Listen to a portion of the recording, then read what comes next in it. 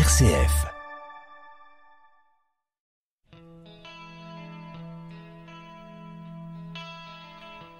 Chemin de traverse avec Ronan Festock.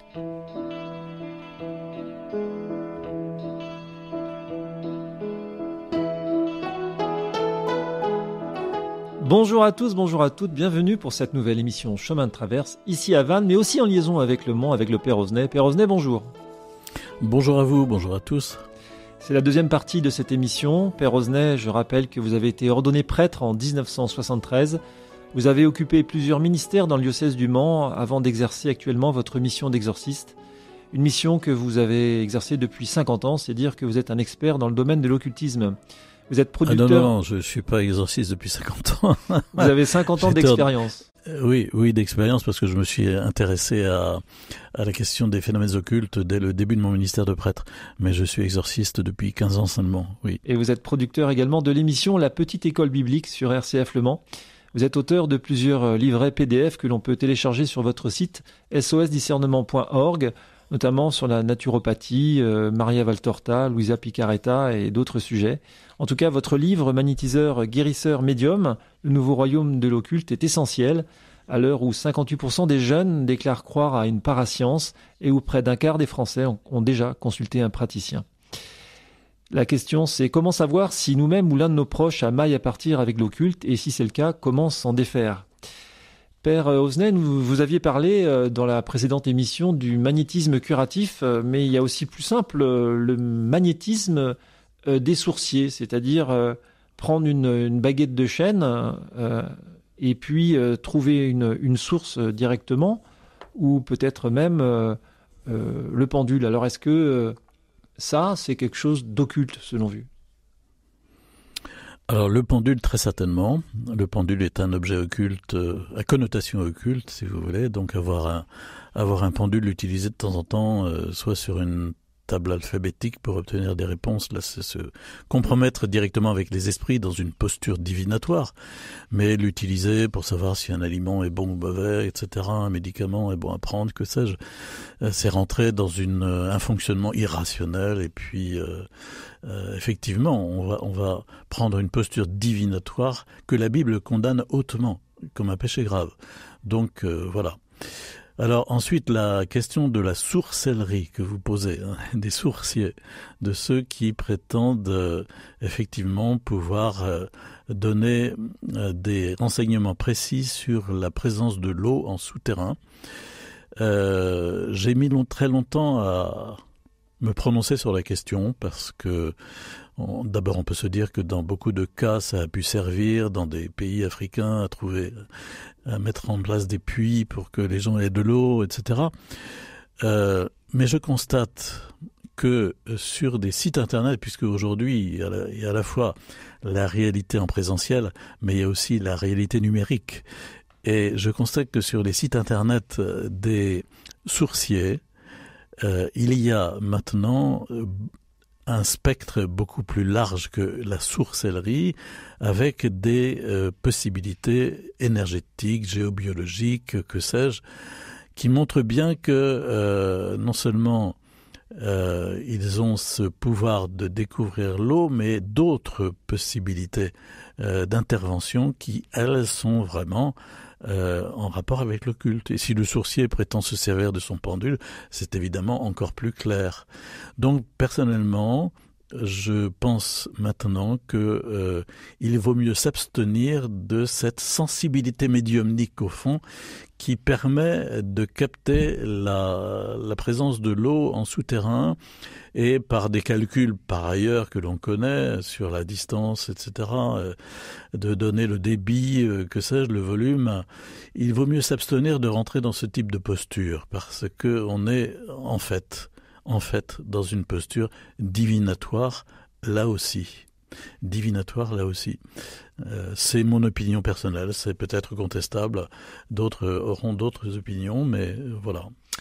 Parmi les pratiques guérisseuses étranges qui fleurissent autour de nous, dans notre ville, il y a des noms modernes qui sont apparus il y a quelques années, comme le Reiki ou la kinésiologie.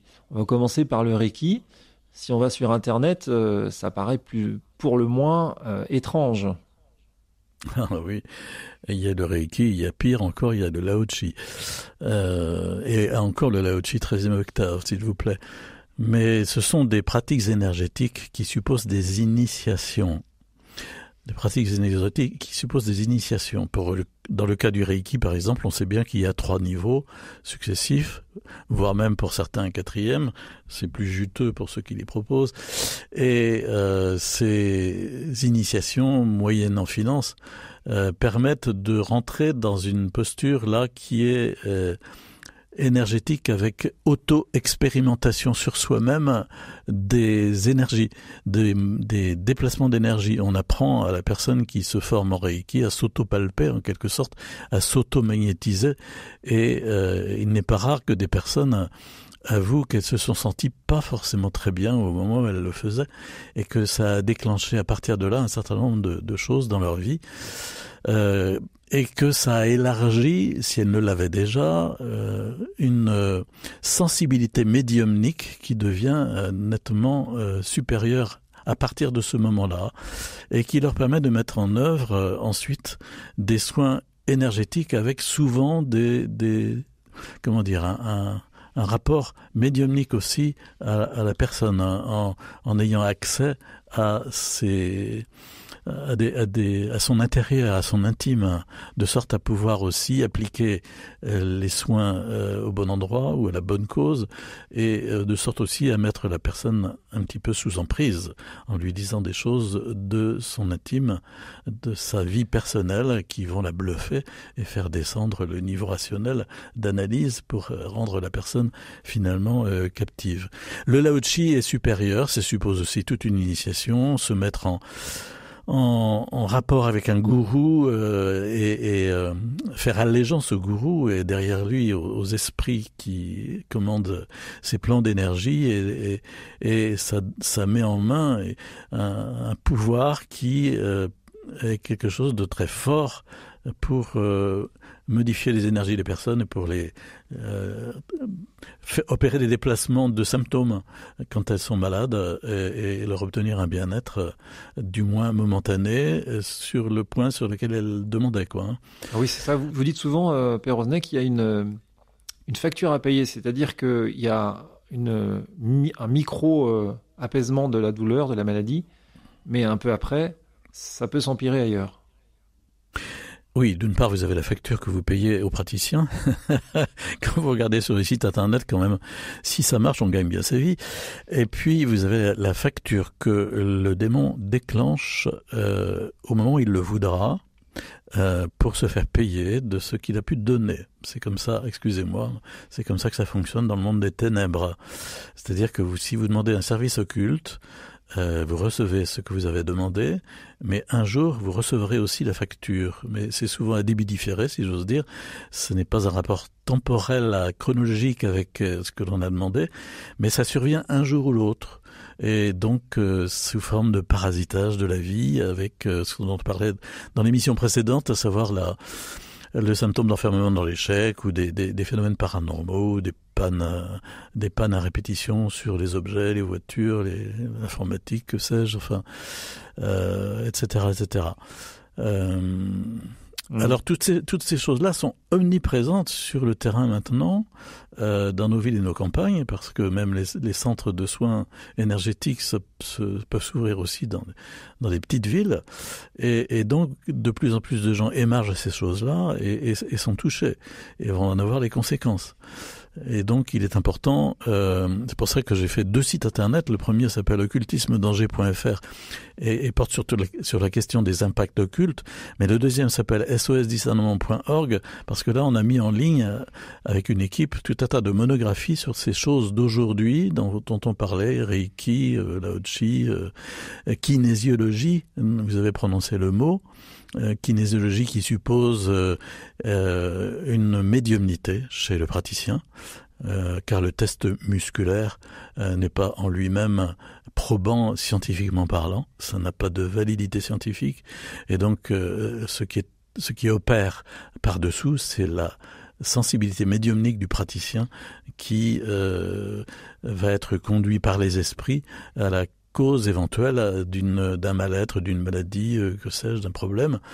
Et donc, il y aura un impact occulte à la suite de ça.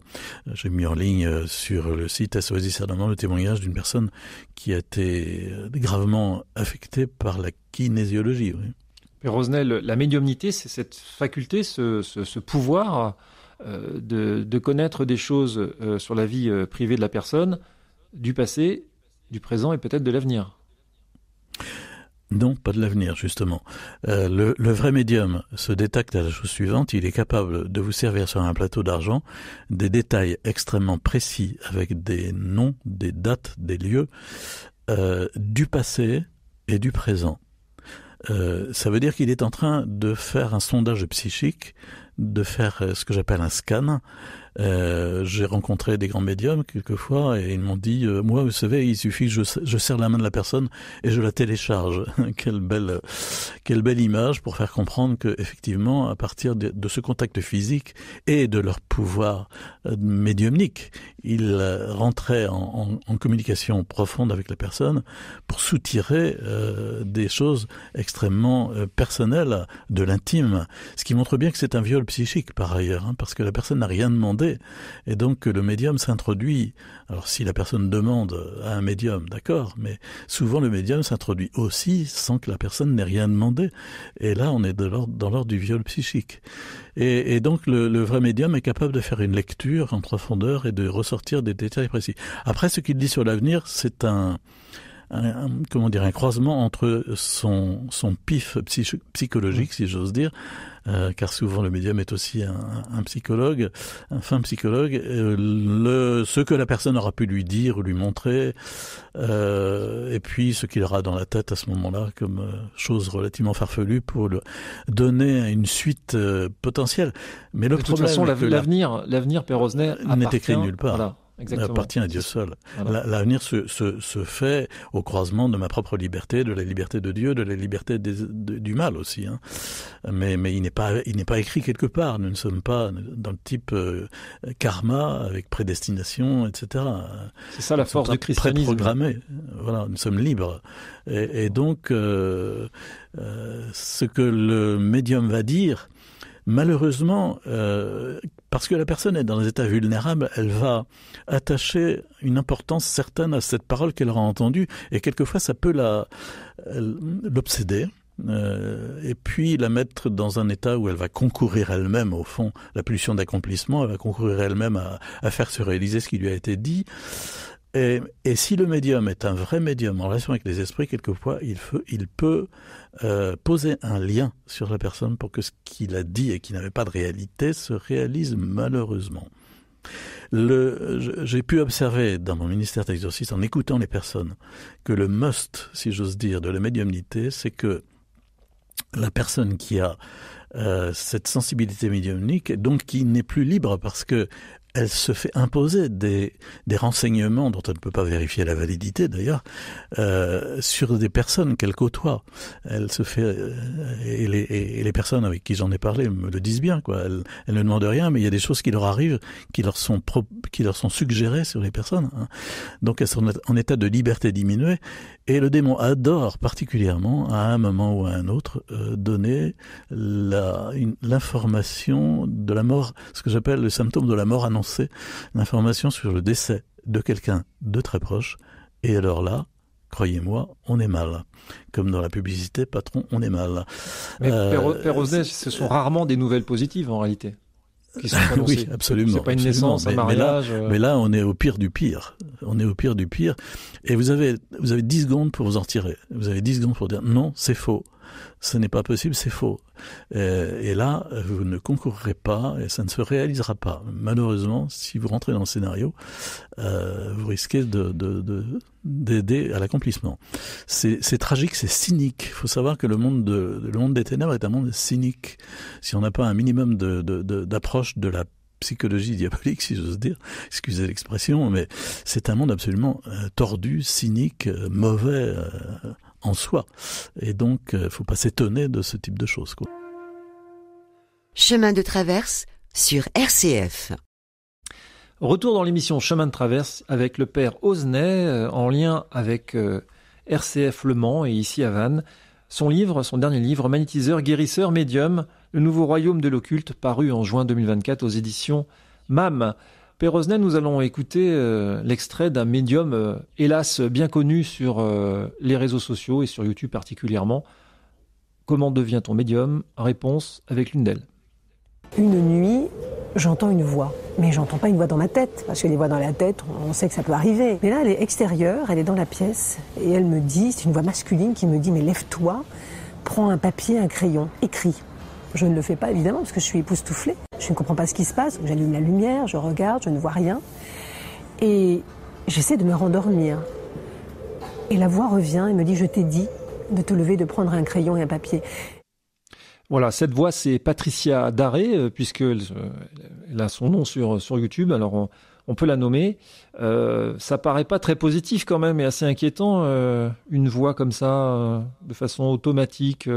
Qu'est-ce que vous en pensez, vous, Père Osnay? On sait bien que Patricia Daré est une médium, et donc elle est en état de médiumnité et de se faire pirater, si j'ose dire, par des phénomènes paranormaux auditifs. Donc elle entend des voix, des esprits qui lui susurrent un certain nombre de choses. Et là, on lui propose de faire un exercice d'écriture automatique.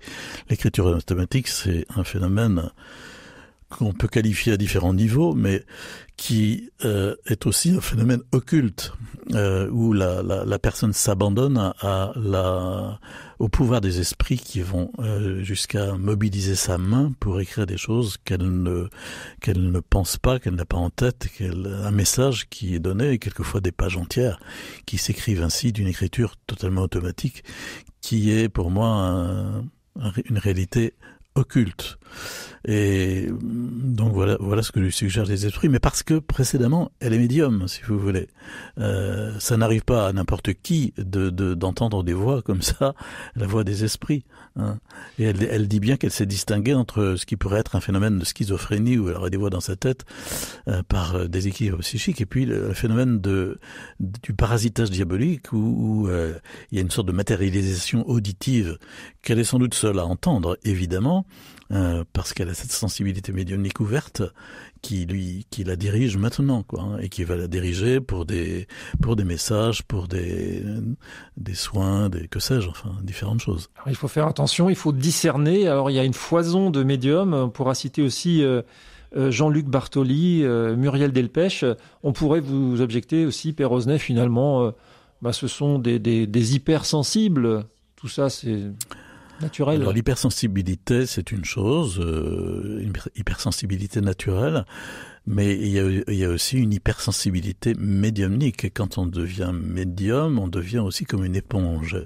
Et beaucoup de médiums disent, ou beaucoup de personnes en état de sensibilité médiumnique disent, je capte beaucoup de choses autour de moi et je prends le mal des personnes sur moi et que sais-je. Enfin voilà. Cette façon d'être fait que quelque part on est malade, quoi. On n'est plus en état dans sa liberté profonde de personne, mais on est dans un état de liberté diminuée. Quelle était votre question déjà? C'était finalement, c'était une hypersensibilité presque naturelle, si j'ose dire. Non. Dans le cas de Patricia Daré, non, moi j'ai visionné des vidéos de médiums. Il y en a, et là je donne mon point de vue d'exorciste, on voit très bien qu'au moment de leur prestation, auprès de certaines personnes, on voit très bien qu'ils sont possédés. C'est relativement clair. Mais ils ont soin de masquer la chose le plus possible, évidemment. Mais quelquefois, c'est quand même assez visible sur la vidéo. Je ne donnerai pas de nom, mais voilà. Il y a d'ailleurs certains médiums ont fait retirer leur nom de mes petits livrets PDF parce qu'ils se sentaient dévoilés. Donc on trouve effectivement des médiums puissants à votre service, messieurs, mesdames. Mais gardons-nous bien de ce type de guidance, si j'ose dire. Père Osnay, il y a dans le domaine de l'écriture automatique ou peut-être de la dictée, est-ce que, par exemple, le cas de Maria Valtorta la mystique italienne du début du XXe, qui a écrit des milliers de pages dictées sous l'influence dit-elle, de Jésus, de Marie et de son ange gardien. Est-ce que c'est intriguant, ce cas? Ou est-ce que c'est finalement orthodoxe? Bien évidemment. Pourquoi faudrait-il avoir 10 volumes pour lire l'Évangile? Si vous prenez l'Évangile selon saint Marc, il tient en quelques pages, recto verso, sur 16 chapitres. Vous pouvez le lire à haute voix en un peu plus d'1 heure, et vous avez l'essentiel de la bonne nouvelle. Quand vous lisez Maria Valtorta, vous croulez sous une avalanche de détails de tous ordres, géographiques, les personnages, les situations, mais vous croulez littéralement sous les détails. Pour ça qu'il y en a 10 volumes. Eh bien, à partir du moment où vous faites l'Évangile plus un autre livre, et c'est valable aussi dans le cas des témoins de Jéhovah, dans le cas des Mormons, etc., l'Évangile plus. Ça peut être l'Évangile moins, quand on retire des choses de l'Évangile. Mais là, on est dans le cadre de l'Évangile plus d'autres livres. On peut se dire qu'il y a un vrai problème et qu'il faut regarder ça de près. Or, quand on regarde, on a mis au jour, moi j'ai eu des personnes qui m'ont aidé à faire des études un peu plus pointues sur Maria Valtorta. Il y a bien des choses très problématiques, notamment un antisémitisme galopant dans ses écrits et d'autres réalités comme celle-là. Je renvoie aux livrets qui sont en ligne sur le site sosdiscernement.org. Mais c'est aussi valable pour d'autres prétendus mystiques comme Luisa Piccarreta, par exemple. Piccarreta, qui 36 volumes. Mais je pense aussi à Vassula, qui vient de décéder il y a très peu de temps, qui a carrément la vraie vie en Dieu se présente comme une Bible, à la même facture qu'une Bible. Mais est-ce que justement la congrégation de la doctrine de la foi n'a pas son mot à dire, justement comme elle avait fait dans les années 50? Je crois qu'en 1957, le livre avait été non pas condamné, mais en tout cas le terme est mis à l'index.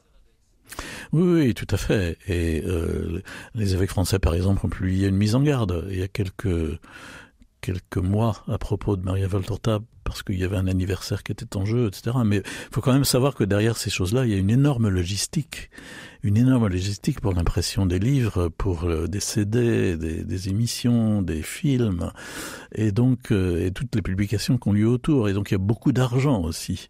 Et donc vous pourrez faire toutes les mises en garde que vous voudrez, y compris de la congrégation pour la doctrine de la foi. Ça ne fait pas trembler le moins du monde les empires qui sont derrière ces réalités et qui en tirent un énorme profit. Au contraire, ils sont très très ennuyés. Ils font encore beaucoup plus de bruit pour dire que non, c'est pas vrai. C'est nous qui avons la vérité de l'Évangile. Rien que le titre, l'Évangile tel qu'il m'a été révélé, devrait attirer notre attention pour montrer qu'on n'est plus dans l'Évangile selon saint Matthieu, saint Marc, saint Jean ou saint Luc. Finalement, ce n'est pas la tentation de l'orgueil, Père Osnet, dans tous les cas qu'on a rencontrés. Patricia Daré, les grands médiums, amis de l'humanité, c'est pas ça au fond.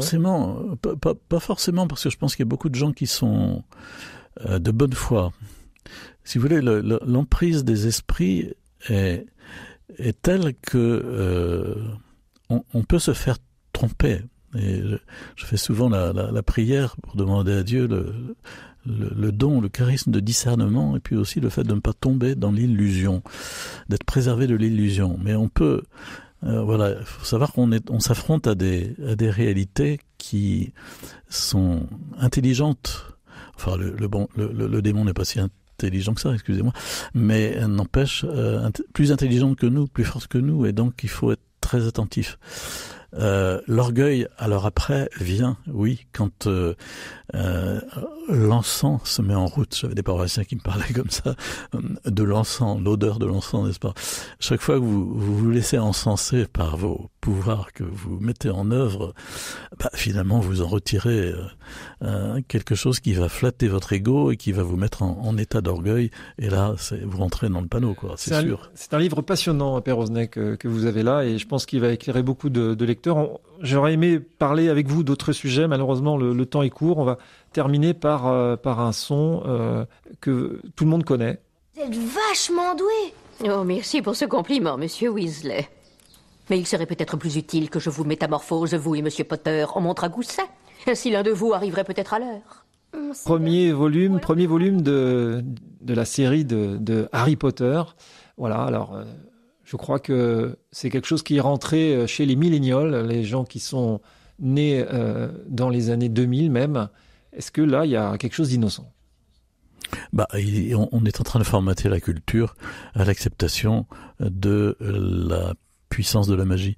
Voilà, c'est tout simple. Avant de parler de quelque chose de diabolique, démoniaque, etc., il y a un fait culturel qui met en œuvre des aspects diaboliques au niveau du décorum, mais aussi des paroles qui sont prononcées pour faire rentrer la magie dans la normalité culturelle et dans la normalité de la pensée contemporaine. Et donc après, lorsqu'on vous présentera effectivement des possibilités d'acquérir des pouvoirs magiques, dans la mesure où vous aurez été bien biberonné par la chose dès le début de votre vie, vous rentrerez directement dans ce qu'on vous proposera sans difficulté. C'est là le but de la manœuvre, à mon avis. Aujourd'hui, je pense à la ville de Montauban, par exemple, qui propose sur plusieurs mois un parcours culturel mettant en jeu Harry Potter avec tout un décorum, avec toute une reconstitution en forêt, tout un parcours qu'on peut faire en famille, s'il vous plaît.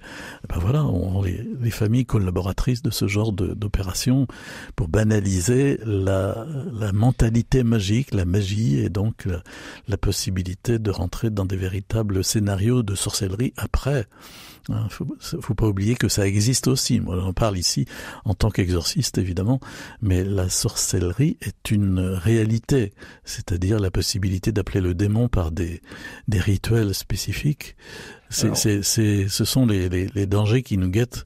Je pense qu'il y aura de plus en plus de travail pour les services d'exorcisme diocésains dans les années qui viennent. Et tant de sujets que nous n'avons pas traités, Père Osnet, l'abbé Julio, tant pis, le Père Brune, etc. Il y avait de quoi dire, ça Père Lipopette. On n'a pas le temps d'en dire deux mots. On n'a pas le temps d'en dire deux mots. Magnétiseur, guérisseur, médium, le nouveau royaume de l'occulte, c'est votre dernier livre paru aux éditions MAM. Merci beaucoup Père Osnet, à bientôt pour un prochain livre. Merci pour votre invitation, merci beaucoup.